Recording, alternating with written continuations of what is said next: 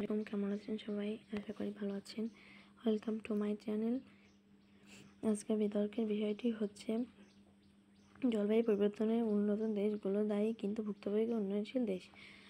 প্রথমে আমি এর বিপক্ষে বলছি।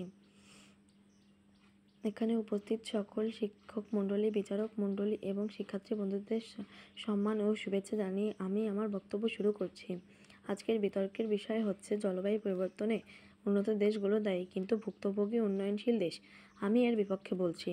মাননীয় মডারেটর, আপনাদের কাছে আমি 1981 সাল থেকে 1999 পর্যন্ত ওজোন ক্ষয় স্তরের মাত্রা দেখাচ্ছি। সেপ্টেম্বর 1981 সালে যত রুট পর্যন্ত এখানে ওজন বললেই হবে, ওজন হয়েছে, কিন্তু 1987-তে তার মাত্রা বেড়েছে অনেক গুণ। কিন্তু সেই 1987 সাল থেকে লাস্ট সেপ্টেম্বর 99% ছিল। এতদিন পর পুরো 12 বছর কোনো পরিমাণের একটুও বৃদ্ধিও পায়নি, একটু ক্ষয়ও হয়নি। কারণ কি? জনসচেতনতা। আপনাদের উন্নত দেশগুলো জনসচেতন, তাই আপনারা ক্ষয় এর মাত্রা রোধ করতে পারছেন। সুতরাং এখানে উন্নত দেশগুলো কোনোভাবেই দায়ী হতে পারে না।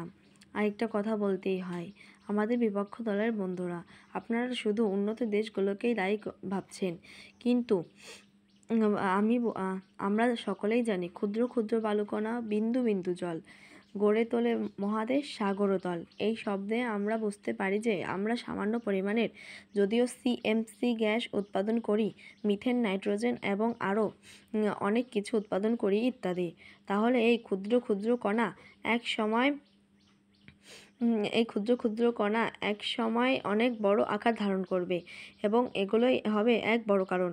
আর এগুলোই দায়ী জলবায়ু পরিবর্তনের জন্য। আমার বিপক্ষ দলের বন্ধুরা, আপনারা অনেকে দাবানল এবং অ্যামাজনকেও দায়ী করেছেন।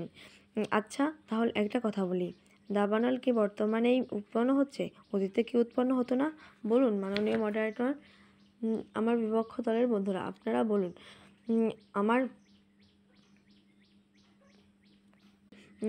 আমি উদাহরণস্বরূপ আরও বলছি, এই যে কলকারখানা, এগুলো কি অতীতে ছিল না?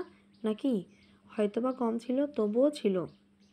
সুতরাং আমার বক্তব্যে আমি বলতেই পারি, শুধুমাত্র উন্নত দেশগুলোই নয়, অবশ্যই আমরা সকলেই।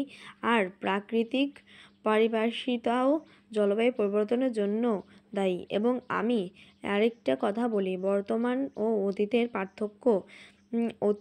পার্থক্য শুধু বিড়ি খাওয়া